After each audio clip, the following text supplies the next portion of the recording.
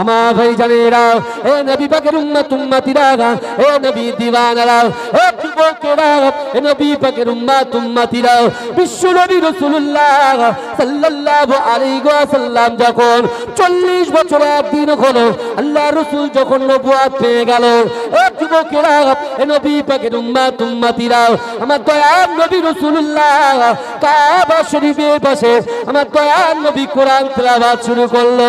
এ যুবকেরা, এ নবী পাকের উম্মতিরা, আল্লাহ রাসূল যখন কোরআন তেলাওয়াত শুরু করে, ওই সময় আবু জেহেল, আবু লাহাব, উতবা, শাইবা, শিবা গোল করে রাসূলুল্লাহকে ঘিরে ধরেছে। এ যুবকেরা, সকলে আমার দয়ার নবীকে বলল, মুহাম্মদ না না না, তুমি যে কোরআন তেলাওয়াত করছো আমাদের শুনতে বড় ভালো লাগছে, কিন্তু না না না, এই কোরআনটা যেন মক্কার বাইরে না যায়। যদি মক্কার বাইরে চলে যায় তাহলে তোমার অবস্থা কিন্তু খারাপ হয়ে যাবে। এ যুবকেরা, এ নবী পাকের উম্মতিরা, আমার দয়ার নবী রাসূলুল্লাহকে যখন এমন করে আবু জেহেল হুমকি দিল, এ যুবকেরা, আমার দয়ার নবী 8 বছরের বয়সের কথা মনে পড়ে গেল যে না না না, আমার যখন বাপ ছিল না, আমার যখন মা ছিল না, এই আবু জেহেল আমাকে বুকে জড়িয়ে ধরে আমার গালে ভুসা দিয়েছে, আমার গালে চুমা দিয়েছে, কিন্তু না না না, আজকে যে কোরআন আল্লাহর বাণী, ওই কোরআনটা আল্লাহ পাক আমার উপরে নাজিল করে দিয়েছে, আর ওই কোরআন যখন আমি তেলাওয়াত করি, এই আবু জেহেল এসে আমাকে বাধা দেয়, কিন্তু না না না, আমার রাসূল ভয় করলেন না, কারণ আল্লাহর কোরআনে বলছে, বান্দা ইয়া আইয়ুহাল্লাযীনা আমানুত্তাকুল্লাহা ওয়া কুনু মা'আস সাদিকিন। হে যুবকেরা, হে নবী পাকের উম্মতিরা, আমার আল্লাহ কোরআনে জানিয়ে দিলেন, বান্দা ইয়া আইয়ুহাল্লাযীনা আমানু, হে আমার বিশ্বাসী ঈমানদার বান্দারা, ওয়াত্তাকুল্লাহ, আমি আল্লাহ আমাকে ভয় করো, ওয়াত্তাকুল্লাহ, আমি আল্লাহ আমাকে ভয় করো।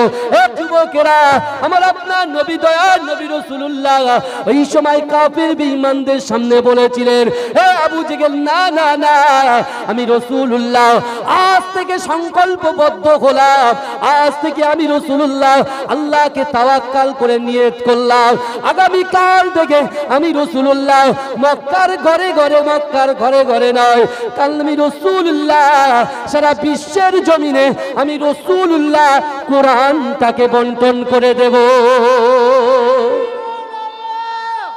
জোরে বলবেন না?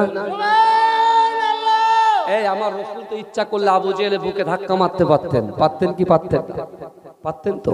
কিন্তু আল্লাহর রাসূলকে যখন আবু জেহেল চমকালেন, আল্লাহর রাসূলকে, রাসূল 8 বছরের কথায় চলে গেলেন, কারণ এই আবু জেহেল বুকে জড়িয়ে ধরেছিল, তাকে আলামিন বলতো, সত্যবাদী বলতো। কিন্তু এই যুবকেরা ভালো করে বোঝার চেষ্টা করো, যখন শরীয়তের ব্যাপারে চলে আসবে তখন কিন্তু ভাই ভাইকে কাউকে ছাড়া হবে না। শরীয়তের ব্যাপার যখন চলে আসবে, এই কথা ঠিক বলছি না ভুল বলছি, কোরআনের ব্যাপার যখন চলে আসবে, তুমি আমার বন্ধু, আমার হিন্দু ভাইরা, আমার খ্রিস্টান ভাইরা, আমার পারস্যি ভাইরা আমাদের বন্ধু হতে পারে, ঠিক আছে, কিন্তু যখনই তারা কোরআনের বিরুদ্ধে চলে যাবে তখনই কিন্তু আর বন্ধু বন্ধু থাকবে না। কথা ঠিক না ভুল? বন্ধু আর বন্ধু থাকতে পারে না, কারণ তুমি আমার কোরআনের উপরে আঘাত করেছো, এ সহ্য করা যাবে না। কারণ আল্লাহ বলছেন, ওয়াত্তাকুল্লাহ, বান্দা তোমরা আমি আল্লাহকে ভয় করো।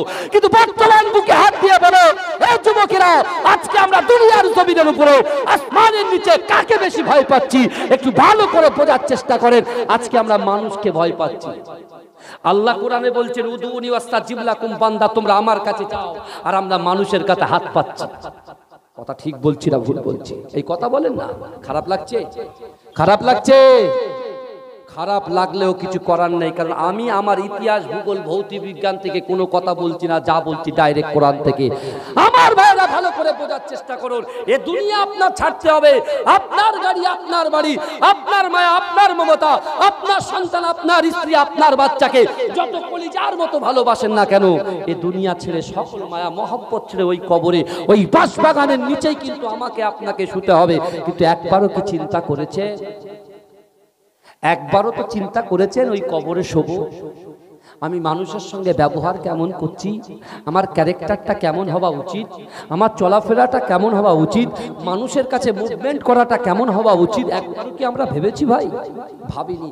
এখন जो भी होगा बाद में देखा जाएगा, बोले जो भी होगा बाद में देखा जाएगा, क्योंकि अभी मेरा पास पैसा है, शोहरत है, दौलत है, इज्जत है, सब कुछ है, अभी मेरे पास पावर है, लेकिन जब पावर नहीं रहेगा तो क्या करेगा? এই কথা বলে, যখন পাওয়ার থাকবে না তখন কি করবে? সব শেষ হয়ে যাবে। কথা ঠিক না ভুল? কারণ আল্লাহ বলছে, আমি আল্লাহ তোমাদেরকে বলছি, আহাসিবান নাস আইয়ুতরাকু আইয়াকুলু আমান্না। কোরআনের আয়াতটা পড়ছি, এই আয়াতের গভীরে চলে যান, এই আয়াতের ব্যাখ্যায় চলে যান, ভালো করে বোঝার চেষ্টা করে। আল্লাহ বলছে, বান্দা তোমরা যারা ঈমান এনেছো, আমাদের আন্দুলিয়া গ্রামে দৈনন্দিন 5 ওয়াক্ত নামাজি আছে না নাই? কথা বলে। আমি তাদের এক্সাম্পল দিয়েই বলি, কারণ আমি আমার আন্দুলিয়া গ্রামের লোক দিয়ে বলবো, পরের লোক দিয়ে বলবো কেন? আমি তাদেরকে ভালোবাসি।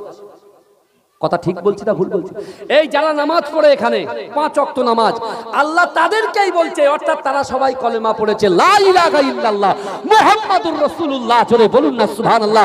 এই যুবকেরা, তুমি চিন্তা করতে পারো না, আজকে ইউটিউব খোলো, সোশ্যাল মিডিয়া খোলো, আজকে ফিলিস্তিনের জমিনে অর্থাৎ আমেরিকা আর ইউরোপের যারো সন্তান ইসরায়েল যেভাবে ফিলিস্তিনের উপরে অ্যাটাক করেছে, এই যুবকেরা মায়ের কোলে সন্তান দুধ পান করছে, হঠাৎ করে দেখতে পাচ্ছে বোমের আওয়াজে ঘরের ওপর থেকে সিলিং খুলে নিচে পড়ে সন্তান ইন্তেকাল করেছে, বাপের কোলে ছেলে ইন্তেকাল করেছে, ছেলের কোলে বাপ ইন্তেকাল করেছে। এই যুবকেরা তারা কলেমা পড়েছে, লা ইলাহা ইল্লাল্লাহ মুহাম্মাদুর রাসূলুল্লাহ। আজকে আন্দুলিয়া গ্রামের মানুষেরাও কলেমা পড়েছে, লা ইলাহা ইল্লাল্লাহ মুহাম্মাদুর রাসূলুল্লাহ। কিন্তু এক যুবকেরা ভালো করে বোঝার চেষ্টা করেন, তারা কলেমা পড়েছে, আমরাও কলেমা পড়েছি, আর তাদের ঈমান আর আমাদের ঈমান আসমান জমিন ডিফারেন্ট। যখন বাচ্চা, যখন বাপ যখন সন্তান ইন্তেকাল করেছে, সন্তানের কোলে বাপ যখন ইন্তেকাল করেছে, বাপ কি করেছে? সন্তানের লাশটাকে নিয়ে আসমানে তুলে দিয়ে বলছে, আল্লাহ বাড়ি গাড়ি অর্থ সম্পদ ধন দৌলত সব কিছু ছাড়তে রাজি আছি, কিন্তু বাইতুল মুকাদ্দাসকে ছাড়তে রাজি নয়। জোরে বলে, জোরে হবে না সুবহানাল্লাহ? প্রেসের লোকেরা জিজ্ঞেস করতে, বাচ্চা বাচ্চা ছেলেকে প্রেসের লোকেরা, সাংবাদিকেরা জিজ্ঞাসা করছে, কি ব্যাপার, তোমার গাড়ি চলে গেল, বাড়ি চলে গেল, অর্থ চলে গেল, সম্পদ চলে গেল, ইজ্জত চলে গেল, তোমার বোন চলে গেল, ভাই চলে গেল, সবাই চলে গেল, তোমরা না পালিয়ে এখানে আছো কেন? ওরা বলছে, শোনে, যে জীবনটুকু আছে, এই জীবনটুকু আল্লাহর রাস্তায় দিতে রাজি আছি, এই জীবনটুকু রাসূলুল্লাহর মুহাব্বতে কুরবান করতে রাজি আছি, কিন্তু বাইতুল মুকাদ্দাসকে ছাড়তে রাজি নয়। কারণ হলো একটাই, যে বাইতুল মুকাদ্দাসে সুবহানাল্লাযী আসরা বিআবদিহি লাইলান মিনাল মাসজিদিল হারাম ইলাল মাসজিদিল আকসা, যে বাইতুল মুকাদ্দাসে আমার বিশ্বনবী রাসূল সাল্লাল্লাহু আলাইহি ওয়াসাল্লাম নিজের সশরীরে নিজের কদম মোবারকটা বাইতুল মুকাদ্দাসে এক প্রান্ত থেকে হাঁটতে হাঁটতে হাঁটতে হাঁটতে যেতে যেতে যেতে যেতে ইমামতির জায়গায় দাঁড়িয়ে গিয়েছিলেন। জোরে বলুন, অর্থাৎ আমার রাসূলুল্লাহর কদম পড়েছে গো, আমার রাসূলুল্লাহর কদমকে আমি মহব্বত করি। জোরে বলুন না সুবহানাল্লাহ। আল্লাহ কোরআনে কি বলছেন? বান্দা আমাকে ভয় করো, আত্তাকুল্লাহ, আল্লাহর ভয়। আবার কোরআনে আল্লাহ বললেন, কুল ইন কুনতুম তুহিব্বুনাল্লাহ ফাত্তাবিউনি ইউহিব্বুকুমুল্লাহ। হে নবী, আপনি বলুন, যারা আমি আল্লাহ আমাকে ভালোবাসতে চাই, আমাকে ভালোবাসার আগে যেন আপনাকে ভালোবাসে। আপনিটাকে, এই আপনিটাকে, আপনিটা হচ্ছে হাবিবে লবিবে তবিব মুফাখখারে মওজুদাত ইমামুল আম্বিয়া খাতামান নবিয়িন মুহাম্মদ মুস্তাফা জানে আরবি। জোরে বলুন না সুবহানাল্লাহ। জোরে বলা যাবে না, জোরে বলা যাবে না। আমার ভাই জানেরা, এ নবী পাকের উম্মত উম্মতিরা, এ নবী দিওয়ানারা, বিশ্ব নবী রাসূলুল্লাহ সাল্লাল্লাহু আলাইহি ওয়াসাল্লাম মা আয়েশা সিদ্দিকা রাদিয়াল্লাহু তাআলা আনহার ঘরে শুয়ে আছেন।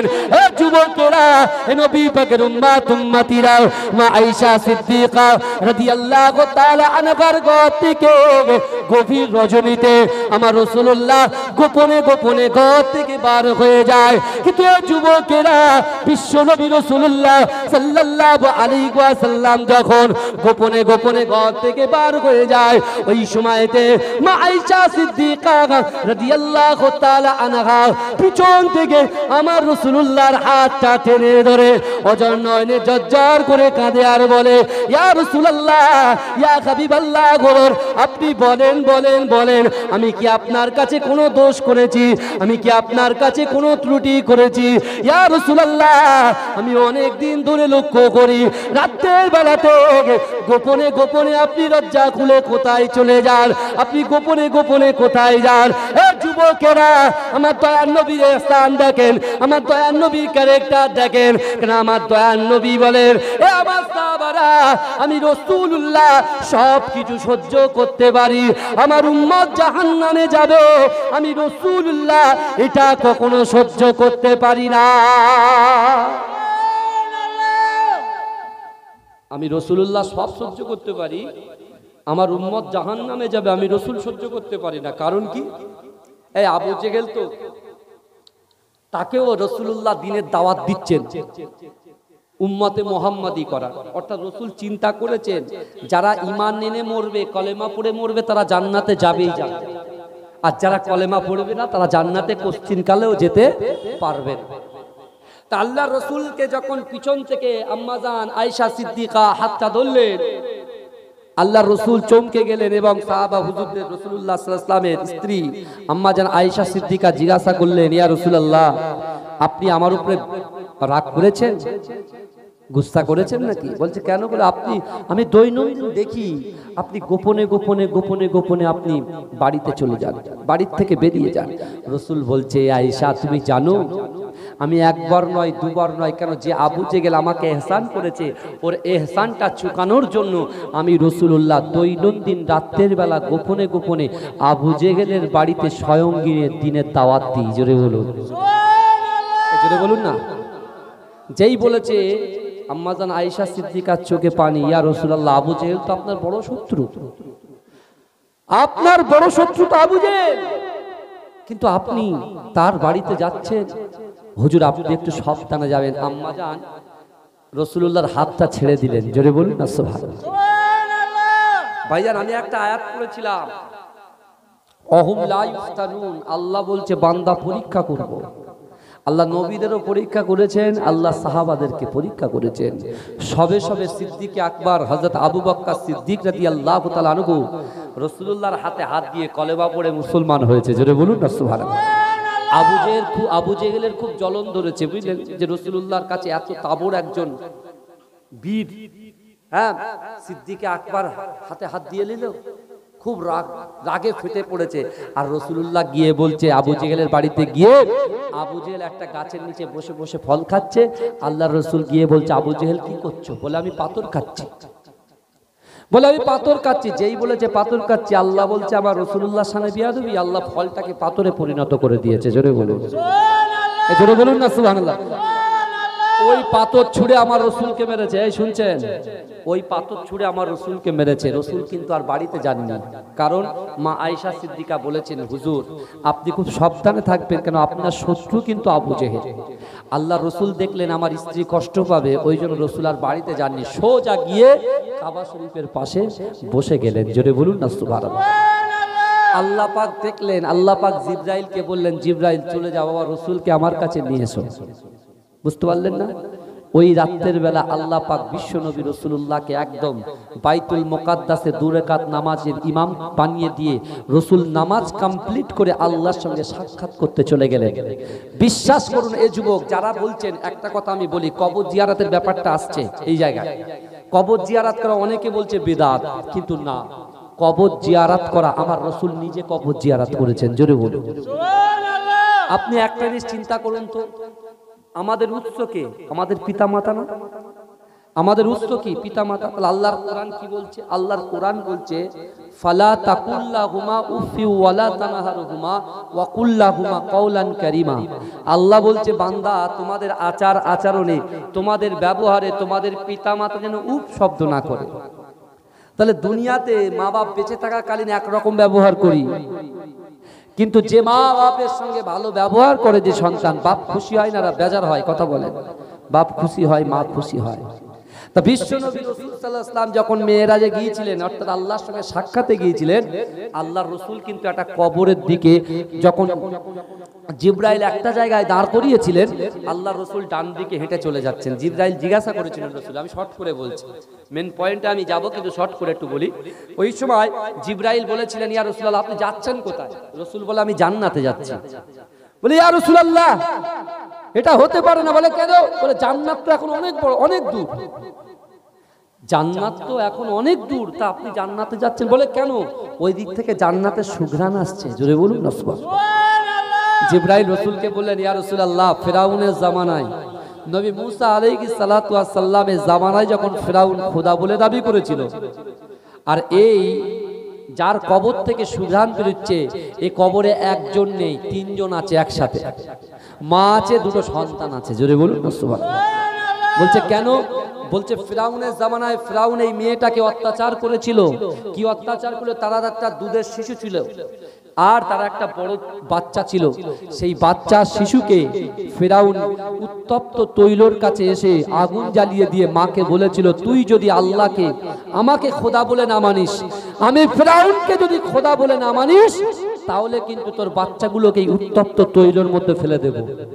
তখন সেই নারী বলেছিল, এই ফিরাউন শোন, যে আল্লাহ তোকে সৃষ্টি করেছে, সে আল্লাহ আমাকেও সৃষ্টি করেছে, সে আল্লাহ আমার দুটো সন্তানকে সৃষ্টি করেছে। জোরে বলুন। আল্লাহ বলছেন, বান্দা ওয়াত্তাকুল্লাহ, আমি আল্লাহ, আমাকে ভয় করো। তা আমি আল্লাহকে ভয় করি, ফিরাউন তোকে ভয় করি না। যে এই কথা বলেছে, ফিরাউন তার বড় সন্তানকে ওই টকবগে উত্তপ্ত তৈলের ভিতরে ফেলে দিলেন। মায়ের সামনে সন্তান শেষ, মা কিন্তু আল্লাহকে বলছে, আল্লাহ আপনি আমাকে সবর দিন। এই কথা যখন বলছে, তখন ওই দুধের শিশুটা যে দুধ খায়, সে শিশু কথা বলতে পারে? বলতে পারে না। আল্লাহ সেই দুধের শিশুর জবানটা খুলে দিয়েছে। জোরে বলুন না সুবহানাল্লাহ। ওই দুধের শিশুটা মাকে বলছে, মা খবরদার, ফিরাউন যতই আপনাকে ভয় দেখাক না কেন, আমার বড় ভাইকে শেষ করেছে তো কি হয়েছে? আমার বড় ভাইকে তো আল্লাহই সৃষ্টি করেছে। জোরে বলুন। মা আপনি চিন্তা করবেন না, এবার আমার পালা। ফিরাউন কিন্তু সর্বশেষে আপনাকে কতল করবে, তার আগে আমাকে নেবে। দেখুন, আমার কোল থেকে নিয়ে নেবে, আপনার কোল থেকে। অর্থাৎ ফিরাউন যদি আপনাকে যতই ভয় দেখাক না কেন, মা আল্লাহর কাছে দোয়া চান, অবশ্যই অবশ্যই জান্নাতের বাগানে আমরা তিন ভাই বেটি একসঙ্গে থাকবো। জোরে বলেন। ফিরাউন ওই বাচ্চাটার গলা টিপে উত্তপ্ত তৈলের ভিতরে ফেলে দিলেন। বাচ্চাগুলো শেষ। মা, সেই মাকে তাফসীরের মধ্যে এসেছে, ওই মেয়েটার নাম হচ্ছে মুসাতা। তাফসীরের মধ্যে এসেছে নাম হচ্ছে কি? মুসাতা। সেই মুসাতা কি করেছিল? আল্লাহর বান্দি যখন ফিরাউন তার উপরে বসে গিয়েছিল, তাকে এমন করে শুইয়ে দিয়ে নগ্ন করে তার গায়ের চামড়াগুলো যেমন গরুর চামড়া ছাড়াই ওইভাবে ছাড়াচ্ছে, আর বলছে, মুসাতা এখনো তুই বল, আমি ফিরাউনকে খোদা বলে মেনে নে। মুসাতা বলছে, শোনো, না না না না, তুমি যদি আমাকে কতল করে দাও, আমার দুটো সন্তানকে তোমার সামনে আমার সামনে কতল করে দিয়েছো, অর্থাৎ আমি মুসাতা বলছি, শোনো, আমাকে তো মেরে দেবে, কিন্তু একটা ওসিয়াত তোমাকে করে যায়। মরণের আগে জিজ্ঞাসা করে, কি চাও? এই যাদের ফাঁসি হয় না, তাদের শেষ আরজু জিজ্ঞাসা করে, কি চাও তোমরা? তা মুসাতা বলছে, শোনো, একটা কবর খুঁড়ে ওই কবরের মধ্যে আমার ছেলেদের দুটো হাড়হাড্ডি আর আমার হাড়হাড্ডিগুলো এক জায়গায় রেখে দেবে, আর আল্লাহর কাছে দোয়া করছে, আল্লাহ আপনি আমার সন্তান দুই বাচ্চাকে আমার সাথেই রেখে দেবেন। জোরে বলুন না সুবহানাল্লাহ। রাসূলুল্লাহ সাল্লাল্লাহু আলাইহি ওয়াসাল্লাম যখন মেরাজে যাচ্ছেন, আল্লাহর সঙ্গে সাক্ষাৎ হয়নি, তার আগে মিডিলে আল্লাহর রাসূলের কাছে যখন জিবরাইল এই কথা বললেন, আমার রাসূল অঝর নয়নে কাঁদলেন আর বললেন, চলো জিবরাইল, আমি রাসূলুল্লাহ একটু কবরটাকে জিয়ারত করেই বার হব। জোরে বলুন না সুবহানাল্লাহ। চিন্তা করেন, চিন্তা করেন। আর আমরা, একজন বলছে কবর জিয়ারত করতে যাব, একজন বলতে যাবে না। দুটো মত তৈরি হচ্ছে। আমরা তো উম্মতে মুহাম্মাদি, মতামত কিসের? নিজের বাপ, নিজের মা, যদি আপনি নিজের মা, নিজের বাপ, নিজের স্ত্রী, নিজের পুত্রকে খুশি না করতে পারেন, কিচ্ছু হবে না, সব শেষ। যদি বলেন কেন হুজুর, আল্লাহর কোরআন তো মিথ্যা হয়ে যাবে। আল্লাহর কোরআন কি বলছে? ফালা তাকুল্লাহুমা উফি ওয়ালা তানহারহুমা ওয়া কুল্লাহুমা কাওলান কারীমা। তোমাদের আচার হলো, তোমাদের ব্যবহারে যেন বাপ মা পিতা মাতা যেন উপ শব্দ না করে। জোরে বলুন না সুবহানাল্লাহ। এই আল্লাহ পাকের ওলি আল্লামা শিবলি নুমানী রাহমাতুল্লাহ আলাইহি, এই শুনছেন আমার কথা? আল্লামা শিবলি নুমানি রাহমাতুল্লাহ আলাইহি কাবা শরীফ তওয়াফ করতে গেছেন। তিনি তওয়াফ করছেন, লাব্বাইক আল্লাহুম্মা লাব্বাইক লাব্বাইক লা শারীকা লাক লাব্বাইক ইন্নাল হামদা ওয়ান নি'মাতা লাক ওয়াল মুলক লা শারীকা লাক। কাবা শরীফ তওয়াফ করে হাজী সাহেবরা কি করে জানেন? মাকামে ইব্রাহিমের পিছনে 2 রাকাত নামাজ আদায় করে।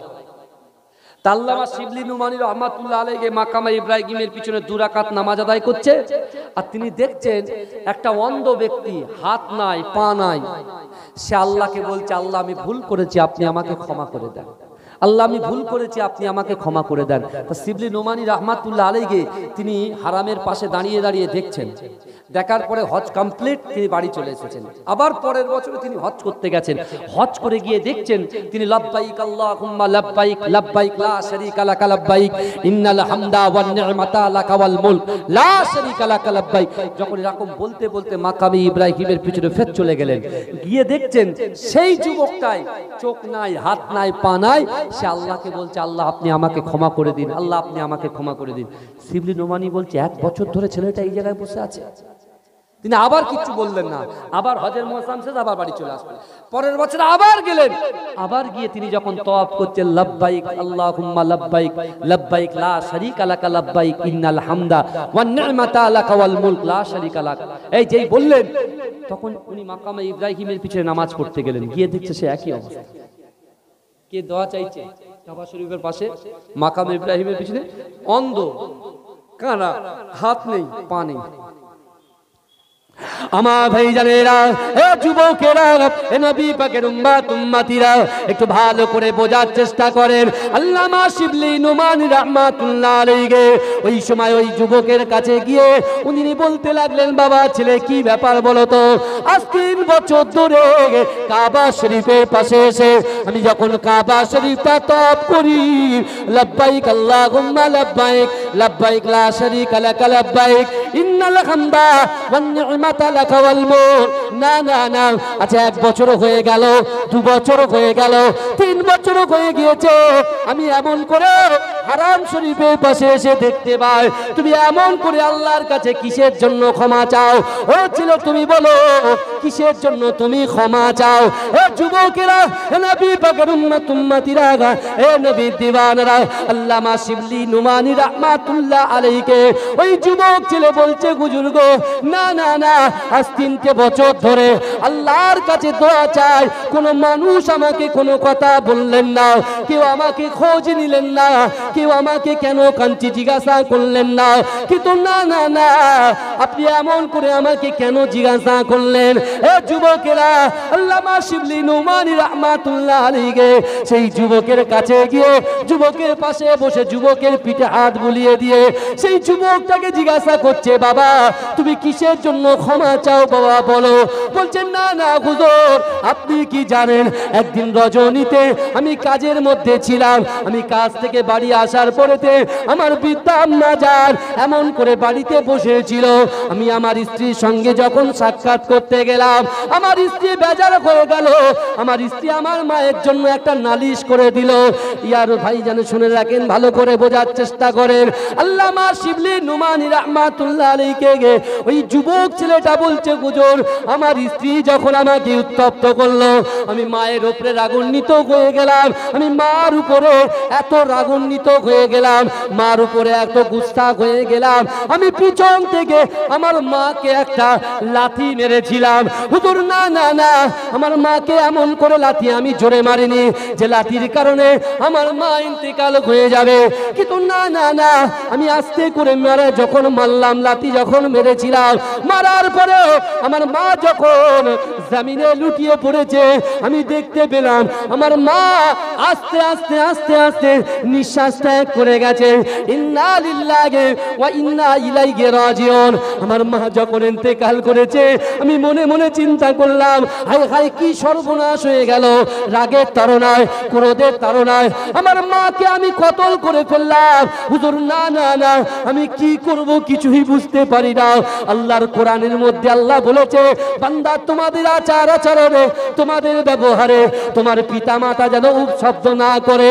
কিন্তু না না না, আমার মাকে আমি লাথি মেরে মেরে ফেলেছি, হয়তো আমার জাহান্নামে চলে যেতে হবে। আমার মায়ের জন্য আমার কষ্ট হয়েছে। আমার মা যখন ইন্তেকাল করেছে, গ্রামবাসীরা এসে আমাকে লাঞ্ছিত অপমানিত করতে লেগেছে। আমি আমার রাগটাকে কন্ট্রোল করতে পারিনি ভাই, এই জন্য তো রাগ হারাম করে দিয়েছে। এই জন্য রাগ আল্লাহ কি করে দিয়েছে, কথা বলেন না, হারাম করে দিয়েছে আল্লাহ। ভালো করে বোঝার চেষ্টা করে, ভালো করে বোঝার চেষ্টা করে। আল্লামা শিবলি নোমানী রহমাতুল্লাহ আলাইহি অত সহজ না, বিশাল বড় আল্লাহ পাকের ওলি, বুঝলে। তিনি যখন ছেলেটাকে জিজ্ঞাসা করছে, তোমার চোখ নাই, হাত নাই, পা নাই, তো তুমি কি করে মাকে লাথি মারলে? বলে, হুজুর আমি আমার ক্ষমাটাকে আল্লাহর কাছে নত স্বীকার করে আল্লাহকে বলছি, আল্লাহ না, যে পা দিয়ে আমার মাকে আমি লাথি মেরেছি, আমি নিজে হাত দিয়ে ওই পাটাকে নিজে কেটে ফেলেছি, নিজে কেটে ফেলেছি, আর একটা হাত দিয়ে আর একটা হাত কেটে ফেলেছি, আল্লাহর কাছে ক্ষমা চাইছি। আর হেঁটে হেঁটে হেঁটে হেঁটে হিচড়ে হিচড়ে আল্লাহর কাবা শরীফের পাশে এসে বসে আল্লাহর কাছে ক্ষমা চাইছি, আমার মাকে কষ্ট দিয়েছি বলে। ভাইজান, আল্লামা শিবলি নোমানী রহমাতুল্লাহ আল্লাহর ওলিদের উপরে আল্লাহ এহলাম দেয়, বুঝলেন, কি দেয়? এলহাম। তা আমার ভাইরা, আল্লামা শিবলি নোমানী রহমাতুল্লাহ আলাইহি মুরাকাবা করতে লাগলেন। মুরাকাবা করে আল্লাহকে জিজ্ঞাসা করলেন, আল্লাহ এই ছেলেটা এতদিন ধরে যাবত 3 বছর ধরে কাবা শরীফ তওয়াফ করলাম, কিন্তু সে একই জায়গায় মাকামে ইব্রাহিমের পাশে বসে বসে শুধু আল্লাহর কাছে তওবা চাইছে, ক্ষমা চাইছে, বুঝতে পেরেছেন? আল্লাহ বলছে, হবে না, যেতে হবে মায়ের কাছে। কার কাছে? মা যদি ক্ষমা করে আমি আল্লাহ ক্ষমা করব। জোরে বলুন না সুবহানাল্লাহ, জোরে বলবেন না সুবহানাল্লাহ। কিন্তু আমরা একটা জিনিস বুঝতে ভুল করি, যে আমার আল্লাহর রাগের থেকে দয়া বেশি। জোরে বলে, আমার আল্লাহ পাকের রাগের থেকে কি বেশি? দয়া বেশি। ভাইজান, যারা নামাজ পড়ে না, যারা রোজা রাখে না, যাদের উপরে যাকাত ফরজ হয়েছে, যারা যাকাত দেয় না, বুঝতে পেরেছেন, যারা জিনাকারী, জিনা করে, বিশ্বাস করুন ভাই, আল্লাহর কোরআন কি বলছেন জানেন? ইয়া আইয়ুহাল্লাযীনা আমানু তুবু ইলাল্লাহি তাওবাতান নাসুহা। আল্লাহ বলছেন, এ বান্দা, তোমরা যদি তওবার মতো তওবা করো, আমি আল্লাহ তোমাদের পিছনের গুনাহটাকে ক্ষমা করে দেব। জোরে বলেন সুবহানাল্লাহ, এই জোরে বলবেন না? আর আমার আল্লাহ কোরআনের মধ্যে যে ওয়াদা করেছে, আমার আল্লাহর ওয়াদা হচ্ছে সত্য। জোরে বলে, আল্লাহর কোরআন বলছে, ওয়ালিমান খাফা মাকামা রাব্বিহি জান্নাতান। আল্লাহর কোরআন বলছে, ওয়ালিমান খাফা মাকামা রাব্বিহি জান্নাতান। যদি কোনো বান্দা বান্দির অন্তরে আমি আল্লাহর ভয় থাকে, আর ওই বান্দা আমি আল্লাহর সামনে দাঁড়ানোকে ভয় করে, আমি আল্লাহ বলছি ওই বান্দা বান্দির উপরে খুশি হয়ে আমি আল্লাহ তাকে 2টো জান্নাত দেব। জোরে বলে সুবহানাল্লাহ। এই কটা জান্নাত দেবে? 2টো জান্নাত। ভাইজান, আরেকটা কথা বলি একদম। আচ্ছা, এখন যদি আমাদের কারো শরবত খেতে ইচ্ছা হয়, একটা শরবতের অস্তিত্ব কিসে বলেন তো? এই একটা শরবতের অস্তিত্ব হলো পানি আর চিনির সংমিশ্রণে। কথা ঠিক না ভুল? কথা বলেন। এখন আপনি পানিটাকে রেখেছেন খড়িবাড়ির মস্ত বাজারে, আর চিনিটাকে রেখেছেন আমাদের মসজিদের পাশে, সুগারটা রেখেছেন। ভাই, জিন্দেগিতে চেষ্টা করলে আমরা শরবত খেতে পারবো? শরবত খেতে গেলে মস্ত বাজার থেকে আপনার পানিটা আনতে হবে, আমাদের মসজিদের পাশ থেকে সুগার অর্থাৎ চিনিটাকে সংমিশ্রণ করতে হবে, তারপরে শরবতের অস্তিত্ব তৈরি হবে। জোরে বলে। কিন্তু আমার ভাইরা, একটা মানুষের অস্তিত্ব কিসে? একটা মানুষের অস্তিত্ব হলো একটা বডি, আর বডির ভিতরে থাকতে হবে রূহ, তাহলে হবে একটা মানুষের অস্তিত্ব। কথা ঠিক না ভুল? ভালো করে বুঝবেন। তাহলে একটা মানুষের বডির থেকে যদি আত্মাটা বেরিয়ে যায়, নাফসটা যদি বেরিয়ে যায়, ওই মানুষের বডির নাম কি হয়ে যাবে? বডির নাম কি হয়ে যাবে? লাশ হয়ে যাবে। তাহলে ওই লাশের কি কোনো দাম থাকবে? এই কথা বলে, লাশের কোনো দাম আছে? লাশের কোনো দাম নেই, লাশ তো মাটি হয়ে যাবে। কথা ঠিক না ভুল? কিন্তু এই যুবকেরা ভালো করে বোঝার চেষ্টা করেন। তাহলে আজকে আমরা বডি নিয়ে লাফালাফি করছি, আমাদের অর্থ, আমাদের সম্পদ, আমাদের ইজ্জত, আমাদের চলাফেরা, আমাদের চাল চলন, আচার আচরণ সব কিছু হচ্ছে বডির জন্য। সব কিছু কিসের জন্য হচ্ছে? বডির জন্য হচ্ছে। কিন্তু আল্লাহর যে 2টো ফারিস্তা আসবে, মুনকার আর নাকির, ওই মুনকার নাকির কবরে যে সওয়াল জবাব করবে, বডিকে করবে না রুহুকে করবে? কথা বলে, কাকে করবে বলেন? রুহকে করবে, আত্মাকে করবে, রুহকে করবে সওয়াল জবাব। তাহলে রুহের খোরাকটা আমরা দিচ্ছি তো? এখন যদি আমাদের শরীর খারাপ হয়, এক্ষুনি একটা কক ডাক্তারের কাছে ইনজেকশন পুশ করতে হয় শরীরটা ভালো করার জন্য। যদি কাজ না হয়, না এনআরএস, নাই বনমালীপুর, নাই আরজিকর হসপিটাল। কথা ঠিক না ভুল? তাহলে আপনার বডির জন্য আপনি সব কিছু করছেন, কিন্তু এই যুবকেরা আল্লাহর কোরআন বলছে ইজা সাআজালুহুম লা ইস্তাখিরুনা সাআতাও ওয়া লা ইস্তাকদিমুন।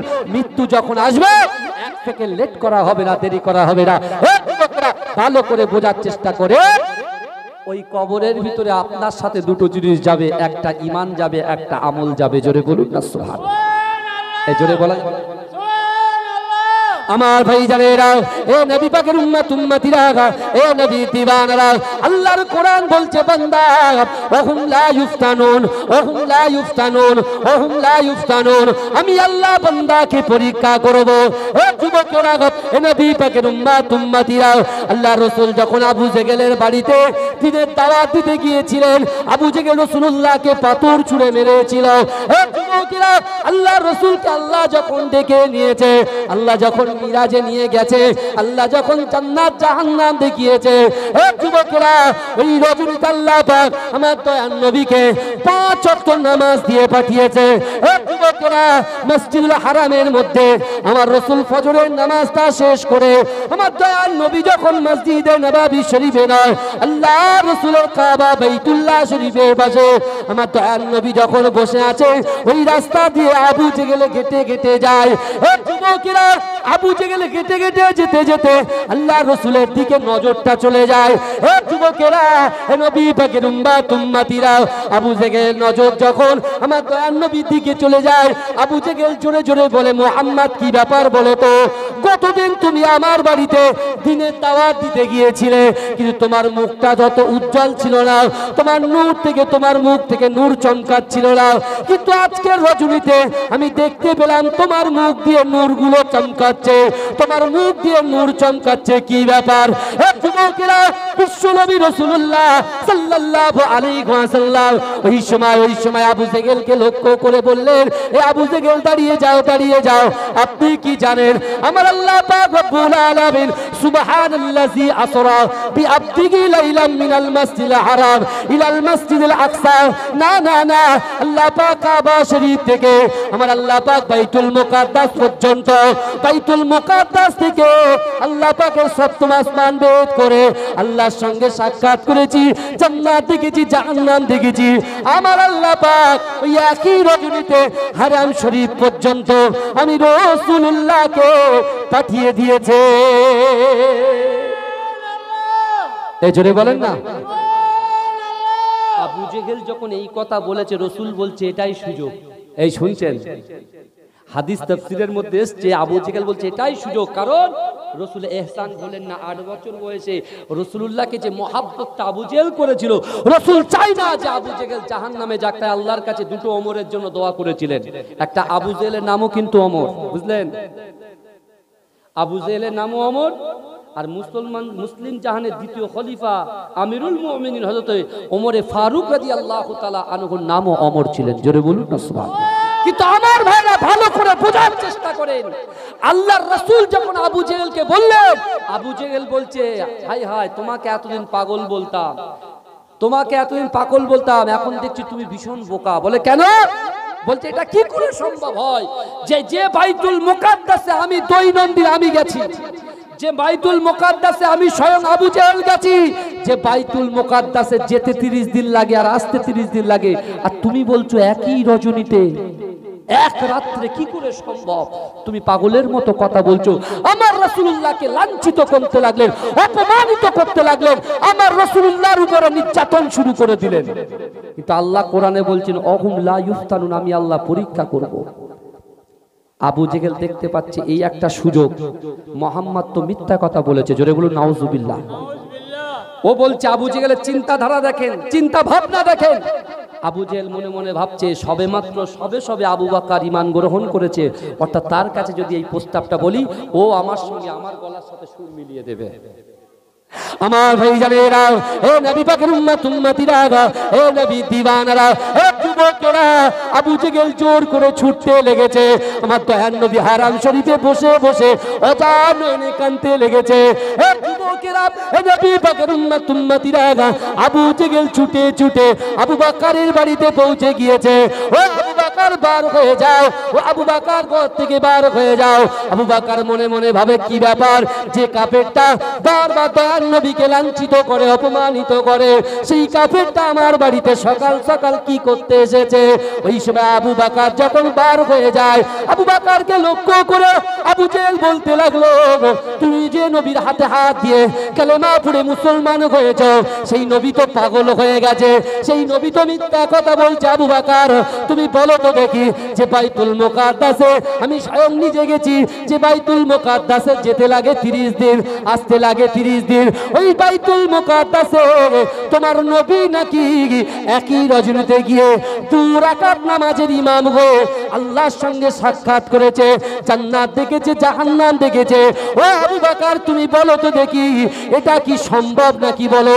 ও যুবকেরা, সেই নাই কথা বলেছে আল্লাহর কোরআনের আয়াতের কথা আবু বকর সিদ্দিকের মনে পড়ে গেছে।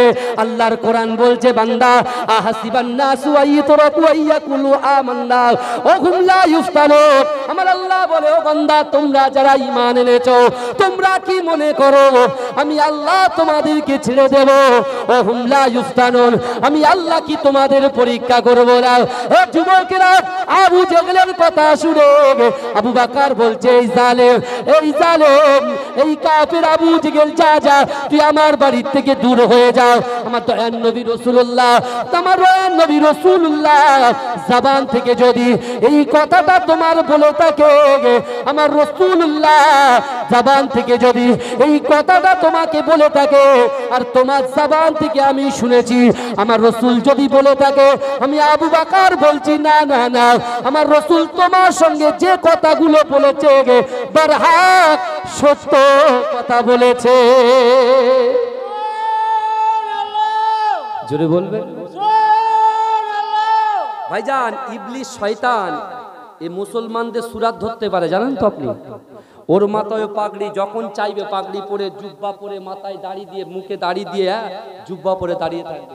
একজন বাবাজি, একজন মুসল্লি নামাজে যাচ্ছে ফজরের সময়, এই শুনছেন, ফজরের সময় নামাজে যাচ্ছে, হেঁটে হেঁটে হাতা গুটিয়ে তাড়াতাড়ি ওযু বানিয়ে নামাজ পড়তে যাচ্ছে, আর শয়তান ঠিক মসজিদের একটু আগে দাঁড়িয়ে আছে। এই ভালো করে বোঝে, বুঝলেন? যেই দাঁড়িয়ে আছে, উনি কি ছোট্ট শিশির নিয়ে দাঁড়িয়ে আছে। কি নিয়ে দাঁড়িয়ে আছে? ছোট্ট একটা শিশির নিয়ে দাঁড়িয়ে আছে, শিশির। এখন এই মুসল্লিকে বলছেন, ভাই সাহেব কোথায় যাচ্ছে? আমার বাবাজিরা ভালো করে শোনেন, একটা শিশির নিয়ে দাঁড়িয়ে আছে, শুনছেন তো আপনারা নাকি? হ্যাঁ, এখন শিশির নিয়ে যখন দাঁড়িয়ে আছে, এখন এই বাবাজি যাচ্ছে তাড়াহুড়ো করে নামাজ ধরতে হবে। শয়তান বলছে, দাঁড়ান, ও মুসল্লি কোথায় যাচ্ছেন? বলে, কেন, আমি নামাজে যাচ্ছি, আর নামাজে যাওয়ার সময় তুমি ডিস্টার্ব করো। বলছে, দাঁড়ান না, একটু দুটো কথা বলতে দেন। বলে, আপনি বলেন তো দেখি, আপনি নামাজ পড়তে যাচ্ছেন, এই শিশিরের ভিতরে আল্লাহ পাক পুরো পৃথিবীটা এই শিশিরের ভিতরে দিতে পারে কি? বলে, পাগল, এটা কি সম্ভব? বলে, যান, আপনি চলে যান। বুঝতে পারছেন কথাটা? বলে, যান যান যান যান, আপনি খুব সুন্দর নামাজ পড়ছেন, আপনি চলে যান, চলে যান। এইভাবে ও ইমানটাকে চুরি করে নিচ্ছে। কিন্তু এ যুবক, আমাদের ইমান হবে কেমন, যে একটা সুই সুতোর ভিতর থেকে আমার আল্লাহ যদি ইচ্ছা করেন পুরো পৃথিবীটা গলিয়ে দিতে পারে। জোরে বলে, এই জোরে বলা যাবে না সুবহানাল্লাহ? এই জন্য তো রাসূলুল্লাহ বললেন মসজিদে নারে তাকবীর, মাশাআল্লাহ মাশাআল্লাহ। দেখেন, এই যে ভাই আসছে আমার কায়ুম ভাই, বুঝলেন, চুনাখালী থেকে একটা গ্রাম আছে, ওই গ্রামে বিশ্বাস করেন লঞ্চ করে গেছি মাত্র 8 ঘন্টা, লঞ্চে 8 ঘন্টা, ওখান থেকে আরো 40 মিনিট বাইকে করে। জিন্দেগি তো বক্তা যায় না ও জলসায়। আমার ভাই 1.5 ঘন্টা আমার জন্য টেনেছিল। ক ঘন্টা টেনেছিল? 1.5 ঘন্টা। আল্লাহ আমার ভাইকে কবুল করুন, বলুন আমিন। হ্যাঁ বলবেন আল্লাহুম্মা আমিন। এখন এই মুহূর্তে বাংলার জমিনে, আমি তো আপনাদের এলাকারই ছেলে নাকি, আপনাদেরই সন্তান, পীরের আওলাদ। আমাদের পশ্চিম বাংলায় এমন কোন জেলা নেই যে আমরা যাইনি, জেলার বাইরেও চলে যাচ্ছে আপনাদের দোয়ায়, বিশ্বাস করি। আমার এই ভাইও আল্লাহ করে প্রত্যেক জায়গায় আমার কায়ুম ভাই যায় আলহামদুলিল্লাহ। সত্যি সেদিন থেকে ভাইয়ের প্রতি আমার একটা মহাব্বত ভালোবাসা জন্মে গেছে। আমার এখনো পর্যন্ত কোনো রেকর্ড নেই যে জলসার মিডিলে জলসা ছেড়ে আমি চলে যাই। যদি বক্তা লেট করে আমি বসে থাকি, ওয়েট করি, আমি কথা বলে যাই। কিন্তু আমার ভাই সেদিনকে ধৈর্যর পরিচয় দিয়েছে, 1 ঘন্টা নয় 1.5 ঘন্টা। যাক, আমার ভাইকে আল্লাহ কবুল করুন। এটা আমার গ্রাম। আমার আব্বা এই মসজিদের জুম্মার ইমাম ছিলেন এবং মাঝেরাটি দরবার শরীফ এখান থেকে 9 কিলোমিটার দূর, ওখানেও আমাদের বাড়ি আছে, প্লাস আন্দুলিয়া জালালিবাগ দরবার শরীফ। এ আমার পুরো গ্রামের মানুষ আলহামদুলিল্লাহ। আল্লাহ আমাদের উভয়কে মিলেমিশে চলার এবং উভয়কে আমল করার তৌফিক দান করুন, বলুন আমিন। ওমা তৌফিকি ইল্লা বিল্লাহ। হ্যাঁ, আর না এটা দরুদ শরীফ পড়েন। আল্লাহুম্মা সাল্লি আলা সাইয়্যিদিনা মাওলানা মুহাম্মদ ওয়া আলা আলি সাইয়্যিদিনা মাওলানা মুহাম্মদ। हो गिलमान देखे रास्ता सरकार का, रास्ता सरकार का। हो गिलमान देखे रास्ता सरकार का, रास्ता सरकार का। हो गिलमान देखे रास्ता सरकार का, रास्ता सरकार का। रूहुल अमीन चूमे तलवा सरकार का, तलवा सरकार का। परवरदिगार देखे रास्ता सरकार का, रास्ता सरकार का। परवरदिगार देखे रास्ता सरकार का, रास्ता सरकार का। रूहुल अमीन चूमे तलवा सरकार का, तलवा सरकार का। मुज़म्मिल मुद्दासिर रुतबा सरकार का, रुतबा सरकार का। मुज़म्मिल मुद्दासिर रुतबा सरकार का, रुतबा सरकार का। पढ़ती है आयत आयत खुतबा सरकार का, खुतबा सरकार का। रौजा से दूर गए तो आंखें बेनूर गए, आंखें बेनूर गए। रौजा से दूर गए तो आंखें बेनूर गए, आंखें बेनूर गए। आंखों की बीनाई गए रौजा सरकार का, रौजा सरकार का। दिल की तकदीर की एक दिन मीराज हो, एक दिन मीराज हो। दिल की तकदीर की एक दिन मीराज हो, एक दिन मीराज हो। देखी ख्वाब में चेहरा सरकार का, चेहरा सरकार का। हूरो गिलमान देखे रास्ता सरकार का, रास्ता सरकार का। रूहुल अमीन चूमे तलवा सरकार का, तलवा सरकार का। अल्लाहुम्मा सल्ली अला सय्यिदिना मौलाना मुहम्मद ओला आले सय्यिदिना मौलाना मुहम्मद। माशाल्लाह। আমার আরেক